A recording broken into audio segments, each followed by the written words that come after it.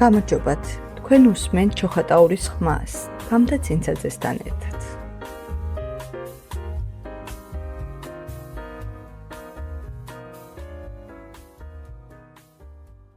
მოგესალმებით, დღეს ჩვენ რადიო გადაცემაში სტუმრად გყავს ყველასათვის საყვარელი ლადო აფხაზავა.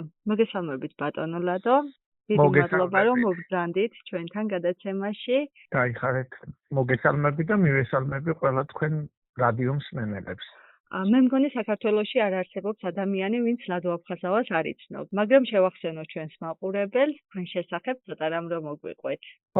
მე ვარ ლადო აფხაზავა, სამოქალაქო განათლებას და ჩვენ საქართველოს ასწავლი ჩიბათის საჯარო სკოლაში 2017 წლიდან გავხდი მასწავლის ეროვნული ჯილდოსმყოფელი. 2019 წელს უკვე შევედი მსოფლიო 10 საუკეთესო მასწავლებელს შორის და ძალიან მიხარია. თუმცა აქვე ყველას ვეუბნები, რომ მიუხედავად ამ ტიტულებისა, მაინც ხშირად ვეუბნები ყველას, რომ ეს არ არის ეს გლობალური ჯილდო და მასწავლის ეროვნული ჯილდოს მფლობელობა არ ნიშნავს, რომ შენ ყველაზე ჭკვიანი ხარ საქართველოში და ყველა მასწავლებლად ჯობი ხარ. არა, ეს ასე არა. უბრალოდ სხვადასხვა განხორციელებული პროექტების მიხედვით, რა უნარჩვევებს, რა დამოკიდებულებებს ასწავლი ბავშვებს, რა ცვლილებებს ახდენ თემში. აი ამის შესახებ არის კონკურსი და რა თქმა უნდა იყოს მასწავლებელი კარგი პროექტები განახორციელოს და ძალიან ცვლილებებს უნდა ახდენდე და ამ კუთხით მივიღეთ, რომ ეხლა შეიძლება ჩემზე განათლებული პედაგოგები და ნამდვილად არის ჩემს სკოლაშიც არის და ძალიან მაგარი განათლება აქვთ მიღებული, მაგრამ რატომღაც კოლეგები ყოველთვის ცდილობენ, რომ აი როდესაც შევხვდები ვინმეს, ყველა ზოგიერთი მეუბნება, იცით რა, მე თქვენზე კარგი განათლება მაქვს მიღებული. ძალიან კარგია მიხარია. არა, თქვენზე უფრო განათლებული ვარ. კი ბატონო, ძალიან კარგია მიხარია, რომ განათლებული ხარ, მაგრამ ამ განათლებით რატომ ეჯიბრებიან ვერ ხვდები და ასე რომ არაუშავს.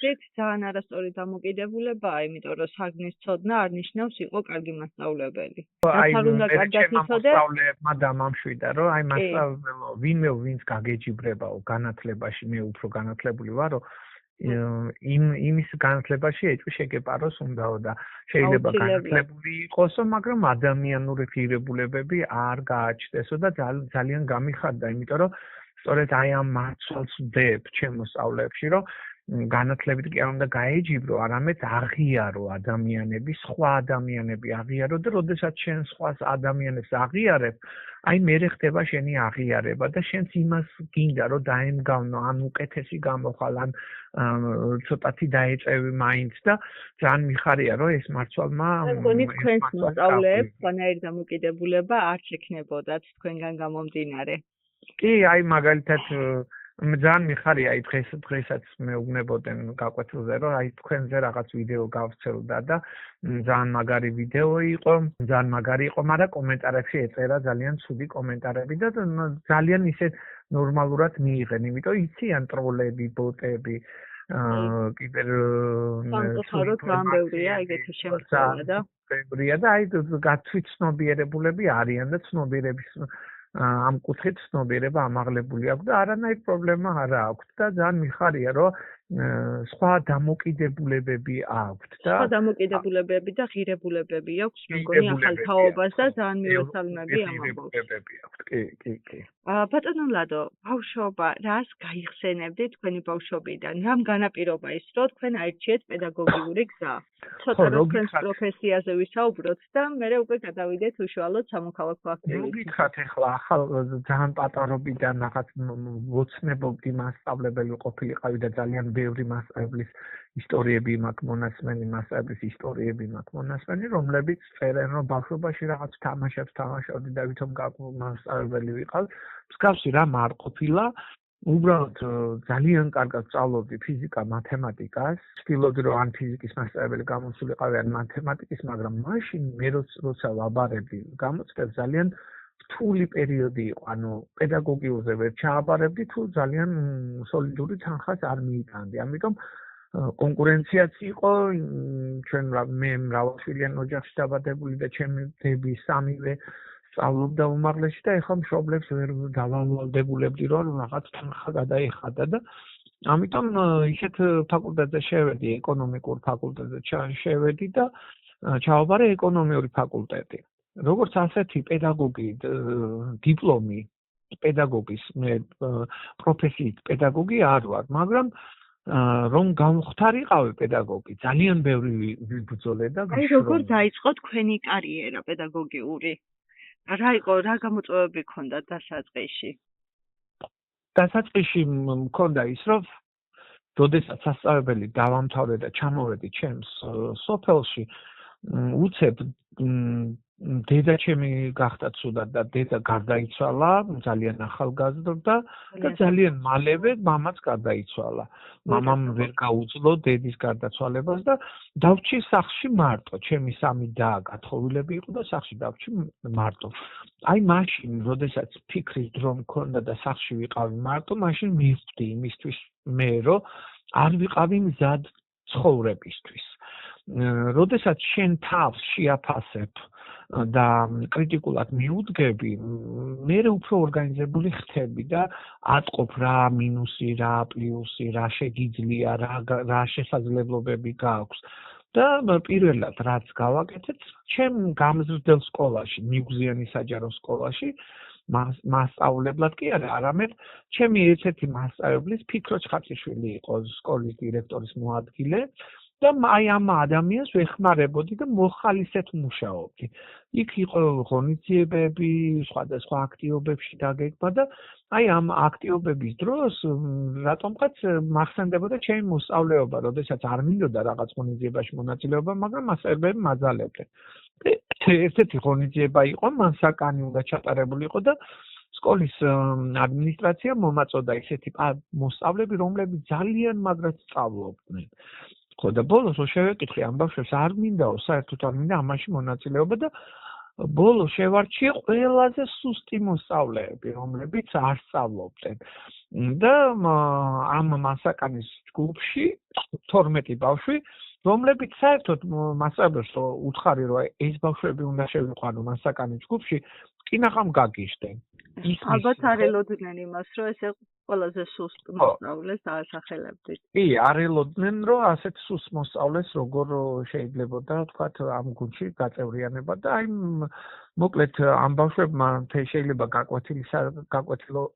გაკვეთილები არ ისწავლეს, პროცესში არ იყვნენ ჩართული, მაგრამ მასაკანში მათ უფრო მეტი ტექსტების დაზეპირება, წაკითხვა, აზროვნო შეკითხვების ანალიზი, მეცადინეობა უფრო მეტი იყო იმ წელს და ჩვენ გავიმარჯვეთ იმ წელს მუნიციპალიტეტის მასშტაბით ჩიბადის საჯარო სკოლამ მაშინ გავიმარჯვეთ. არა, ნიგზიანი საჯარო სკოლამ გაიმარჯვა მაშინ და ძალიან კარგი შედეგი და ახლა დიდები არიან ისინი და ყოველთვის მეუბნებიან რომ აი ყველაზე კარგი წლები ეს იყო, როდესაც ჩვენ მასაკანში ვემზადებოდით და ყველაზე დიდი გარდატეხა აი იმ 12-ივემ ყველამ ჩააბარა უმაღლეს სასწავლებელს. ალბათ ის იყო თქვენი მხრიდან ეგ, რომ თავისი შესაძლებლობების ერთგულად. ამ მასაკანის გუნდმა ამ 12 მოსწავლეს, რომლებიც საერთოდ არ სწავლობდა, დიდი мотиваცია მიცა და რამაც მაფიქრებინა, რომ მოსწავლე მაშინ სწავლობს კარგად, როდესაც მასწავლებლისგან აქვს დიდი мотиваცია. და აი მე შემდეგ, როდესაც ეს მასაკანის გუნდი და 1 წელი ჩემ მოხალისეთ მუშაობდი, ამის შემდეგ გამოჩნდა რელიგიის ისტორიის საათები, სადაც ამ აღმოჩნდა და ჩავაბარე სემინარია, მაქვს დამთავრებული სასულიერო სემინარია და რადგანაც დიპლომი მქონდა სასულიერო სემინარიის კატეხიზმისა და ძველი აღთქმის მიმართულებით, აქედან გამომდინარე დავიწყე რელიგიის ისტორიის მასწავლებლად 9 წელი მუშაობდი რელიგიის ისტორიის მასწავლებლად და ამის შემდეგ უკვე სამოქალაქო განათლება შემოვიდა, შემდეგ ეკონომიკა შემოვიდა, შემდეგ ჩვენი საქართველოს შემოვიდა. ამასობაში მეც ძალიან დიდი შრომის შედეგად სხვადასხვა სერტიფიკატები, ტრენინგები გავიარე და ძალიან მიხარია, რომ დღეს მენტორი ვარ და უკვე იმ ეტაპზე ვარ, როდესაც უკვე ჩემი მოსწავლების წარმატებები უფრო მახარებს, ვიდრე ვთქვათ ლადო აფხაზავას ყველაზე მთავარი არის ჩემთვის, რომ ჩემმა მოსწავლეებმა მიაღწიონ ძალიან დიდ წარმატებას ლადო აფხაზავას ისა ჯანდაბას აუღია. მთავარია ჩემი მოსწავლეები იყოს ძალიან მაგრად და ძლიერი და კონკურენტუნარიანები. თქვენი კარიერის განმავლობაში ბევრი მნიშვნელოვანი შედეგისთვის გაქვთ მიღწეული. რომელი სამითი ამყებდით ყველაზე მეტად და რატომ? პირველი ის იყო, რომ ვიამაყებ იმით, რომ კარიერის დასაწყისში, აი 2000 წლებიდან, 2003 წლიდან მე გავაკეთე ლადოს ბანაკი და ამ ბანაკში სოციალურად, აი მაშინ სოციალური სამსახური არ იყო და ოჯახებს, რომელსაც ძალიან უჭირდათ ბავშვების ზოგიერთი არ დადეგებზე საერთოდ კურორტი რა იყო არ იცოდა, ძალიან გასაჭირი იყო და აი ამ პერიოდში 2003 წელს მე სხვადასხვა ბიზნეს სექტორებს დავუკავშირდი და ერთ-ერთ ბიზნეს სექტორს ყოველდღე რომ თუ დამაფინანსებდა გარკვეული თანხით, ეს იყო 500 ლარი. მე წავიყვანდი 70 მოსწავლეს აბასთუმანში და 21 დღე ვიქნებოდით, მაგრამ ყურიც არ მომწყვება და აი ამ კომპანიასთან ყოველ 3 საათზე მივდიოდი 16 ჯერ მივედი. ყოველ 5 მისვლაზე თანხა ორმაგდებოდა. და წარმოიდგინეთ ყოველ დღე როდესაც მიდიხარ ყოველ 3 საათზე და ეუბნები რომ გამარჯობა მე ვარ ლადო აფხაზავა ბავშვები მყავს აბასთუმანში და ხوار დააფინანსებ და ასე შემდეგ ასე ერთ და იგივე ტექსტს მახსოვს ბოლოს ვიყავი მე-16 ჯერ უთხარი მივედი და უთხარი გამარჯობათ მე ვარ ლადო აფხაზავა რადგანაც მე მომიწია მე-16 ჯერ მოსვლა უკვე ეს თანხა გახდა 1500 ლარი 1500 ლარი ძალიან დიდი თანხა იყო მაშინ ავტობუსად ვიდავდი ძალიან ბევრ რამეს ვაკეთებდი და მოკლედ ბოლოს ამდენმა ვიზიტმა ალბათ რაღაც თავისი გაიტანა მაინც ან ვიღაცა შეხვდა უთხრა რომ ეს სოციალური პასუხისმგებლობა და ძალიან კარგი იქნებოდა თუ დააფინანსებდა ალბათ ვიღაცა მურჩია და მოკლედ 1500 ლარი გადმომცა ამ 1500 ლარით მე ლანჩხუთის მუნიციპალიტეტის 5 სკოლიდან წავიყვანე მოსწავლეები კურორტ აბასთუმანში ძალიან დიდი სამხედრო კარვები ჰქონდა, რომელიც დაცული იქნებოდა ყველანაირად ლოგინები წავიღეთ ის და პროდუქტებიც და ძალიან მიხარია რომ აი წელიწად 72 მოსწავლემ 21 დღის განმავლობაში დაისვენა აბასთუმანში და რამხელა პასუხისმგებლობაა.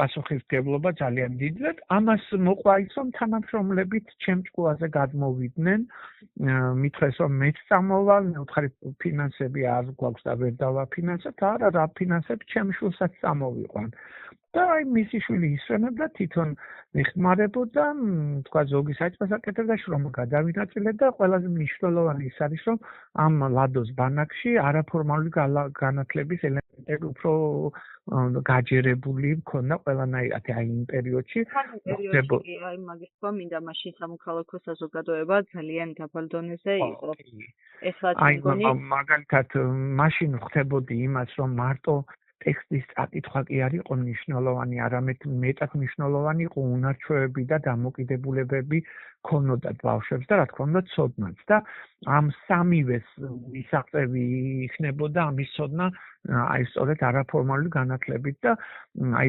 ძალიან მაგარი აქტივობები ჰქონდა ბღიაცის ქვეშ, ბუნებაში შემოვდგებოდით. აი მაშინ ბავშვებმა პირველად გაიცნენ რა იყო კონსტიტუცია, იმიტომ ბანაკის კონსტიტუცია დავწერეთ თუ 70 ბავშვი იყო და შეიძლება და ერთ ადამიანს ვერ ეძღვნა მისთვის, მაგრამ ბანაკის კონსტიტუციას თავად დაწერდა და თავად უნდა შეესრულებია. და აი ამხელა პასუხისმგებლობა უკვე თავის თავზე აიღენ და ძალიან კარგი და ეს ბანაკი გრძელდებოდა 9 წელი.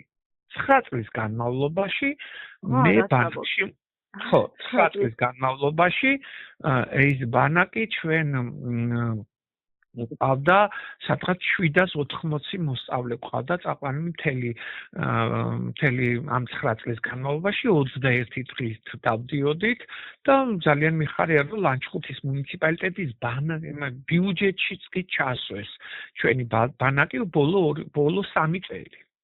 ძალიან დიდი მიღწევაა ეგ. მით უმეტეს იმ ფონზე რომ 16-ჯერ მოგიწიათ მისვლა დასაფინანსებლად.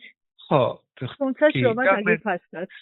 ხო, რა თქმა უნდა, უკავშირი სჭირდება ამ ბიზნეს სექტორს, რომელიც დაგაფინანსებს, ისინი მოვიწვიეთ აბასთუმანში, მოვიწვიეთ წაღვერში, ახალდაბაში, ყოველ წელიწადს დავყავდა და იქ ბავშვები შეხვედრები ქონდა, კონცერტებს ატარებდნენ ბავშვები და სამადლობელ სიტყვებსაც ეუბნებოდნენ და აი ერთი იყო ძალიან მსუბუქი მუსიკა იყო და იქ ამბობდნენ ბავშვები რომ ამ ბანაკში რო არ წამოსულიყო რას ვერ გაიგებდნენ და რას ვერ ნახავდნენ და ეს იყო ძალიან ემოციური, როდესაც ეს ადამიანი რომელმაც დააფინანსა საკვებით ბავშვი რო ამბობდა რომ მე პირველად ჭამე ასე ბლომად კარაქი, მე პირველად გამოვიხეხე ბანაკში კბილები და აი ასეთ რაღაცებს, როდესაც ამბობდნენ, უფრო მეტი და მეტი ცდილობდა რომ დაეფინანსებინა პროდუქტებით და აი ძალიან კარგი კვება ჰქონდა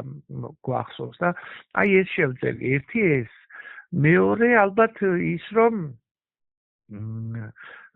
შევძელი ძალიან ბევრი ბავშვის მოტივაციის გაზრდა.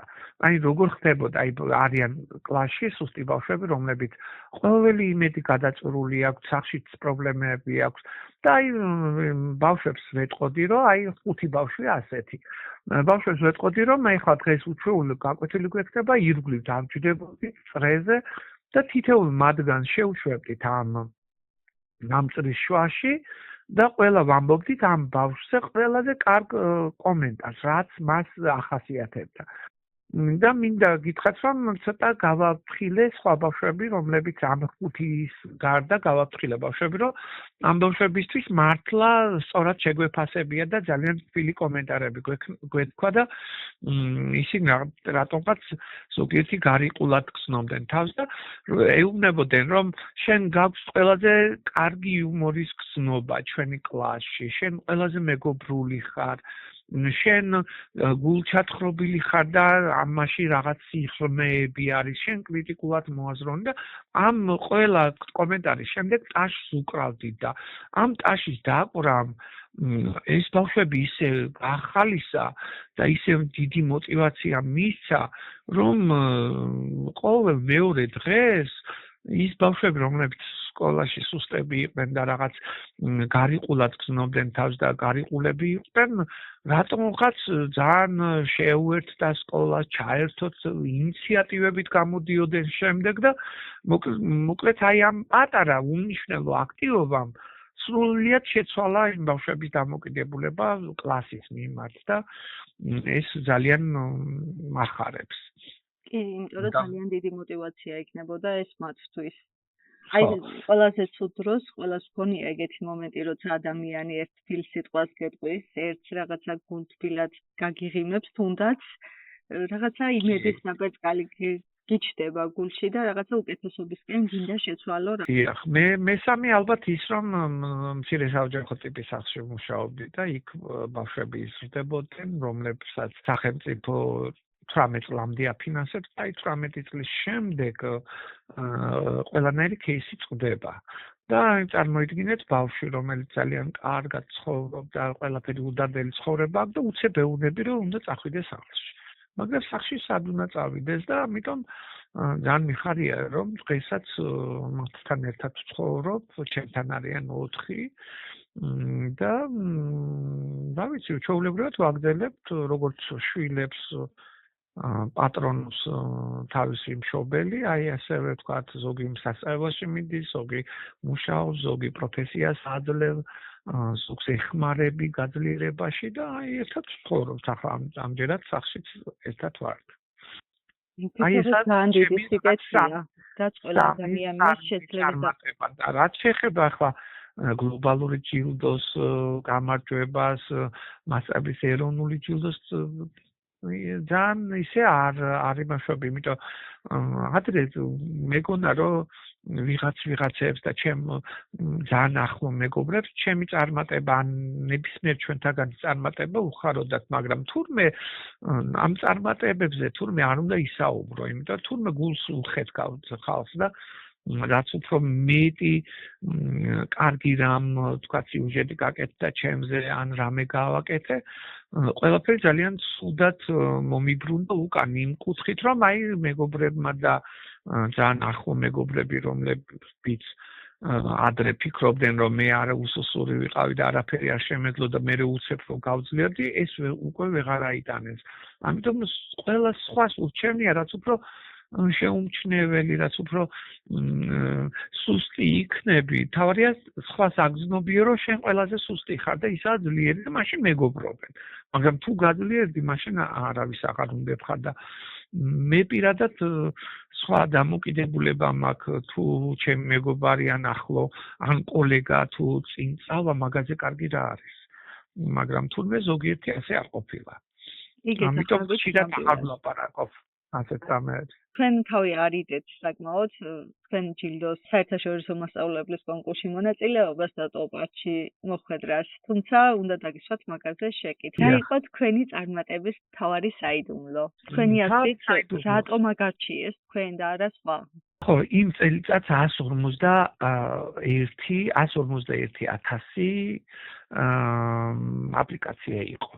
აი 2019 წელს გლობალურ ჯილდოზე იყო 179 ქვეყნის წარმომადგენლის 151,000 აპლიკაცია იყო და არც კი ვიფიქრებდი, რომ ჯერ 50 საუკეთესოში მოვხდებოდი და როდესაც მოვხვდი, ძალიან კმაყოფილი ვიყავი და ძალიან გახარებული და მეტი არც მინდოდა. მაგრამ თურმე წინ ერთ თვეში მელოდება ის, რომ ერთ დღეს დამირეკავენ და მეუბნებიან, რომ ხვალ თქვენთან ჩამოდის BBC და სიუჟეტი უნდა გავაკეთოთ. ვეუბნები რატომ ხდება და გეუბნებიან, რომ რატომღაც თქვენი кейსია ძალიან კარგი და უბრალოდ სიუჟეტი გვინდა გავუშვათ გლობალურ ჯილდოს. მე თქვი ალბათ რაღაცა სიუჟეტების პერიოდი აქვს და თურმე ეს სიუჟეტები კეთდება 10 საუკეთესო მასწავლებელზე და ის BBC-ს წარმომადგენლები. ეს ამბობთ, ეს თქვენ არ იცოდით მაშინ? არა, სიუჟეტს რო იღებდნენ, მე ვიცოდი, რომ ამ ჯილდოზე ერთი სიუჟეტი უნდა გასულიყო ამ 50 მასწავლებლისგან და ეს სიუჟეტი იყო არჩეული და ეს ძალიან დიდი წარმატება იყო ჩემთვის, რომ რატომღაც ჩემი кейსი მოიწონა და იღებენ ფილმს ჩემზე.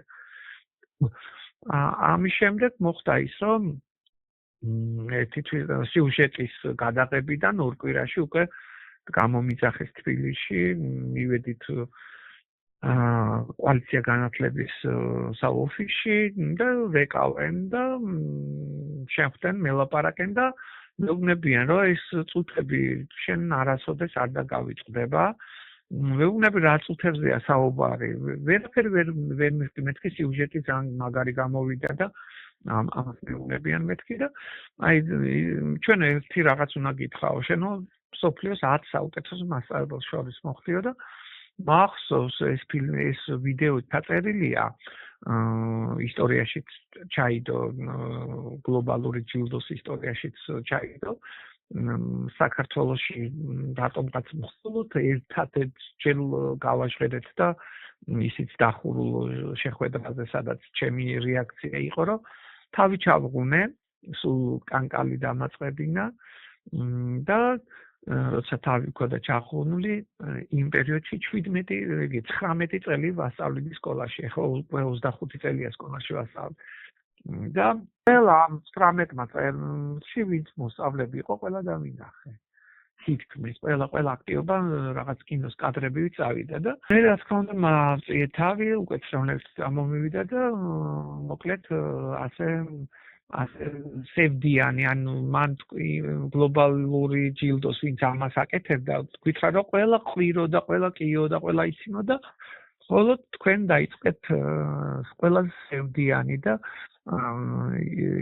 ჩემი ეს სიხარული იმდენად გადამდები ყოფილა და ემოციები იმდენად იყო, რომ დავინახე, რომ ისინი წტიროდნენ. მერე უკვე ერთ თვეში ჩამოვიდა, ერთ კვირაში ჩამოვიდა ბიბლიიდან ამ გლობალიდან ფსიქოლოგი, რომელიც უკვე 10 საუკეთესო მასწავლებელთან ყველა სხვადასხვა ქვეყანაში გაუშვეს, ჩემთან ჩამოვიდა ფსიქოლოგი და მაფრთხილებდა და მაძლიერებდა იმით, რომ როდესაც ეს გაჟღერდება, თქვენზე წამოვა ნეგატიური კომენტარები, თქვენზე წამოვა ეს და ყველაფერი წინასწარ ვიცოდი.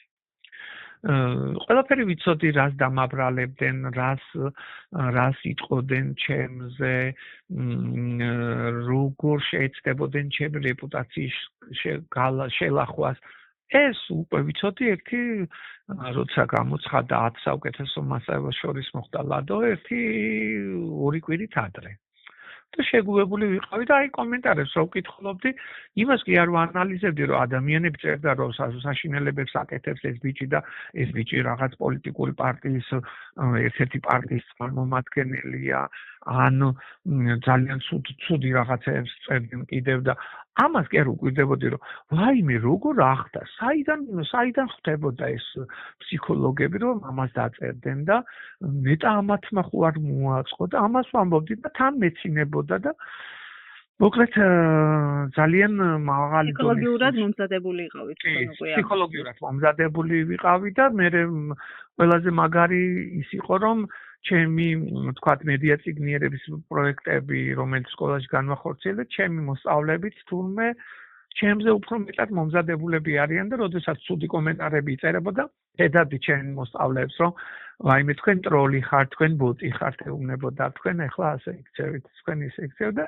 მოსწავლეები ჩემზე უფრო მეტად განიცდიდნენ, მაგრამ იცოდნენ, რომ ეს პროგრამა წერდა ამ ყველაფერს და პროგრამა და არა რეალური ადამიანები და რომ ეს ინფორმაციები, ყალბი ინფორმაციები, რომ ადამიანების ან ჯგუფის, ან რომელიმე ადამიანის რეპუტაციის შელახვას რომ ისახავდა მიზნად, ეს იცოდნენ და ძალიან მიხაროდა, რომ მთელი სკოლა მომზადებული მყავდა ამისთვის. სხვანაირად მე მგონი თქვენთან არ შეიძლებოდა.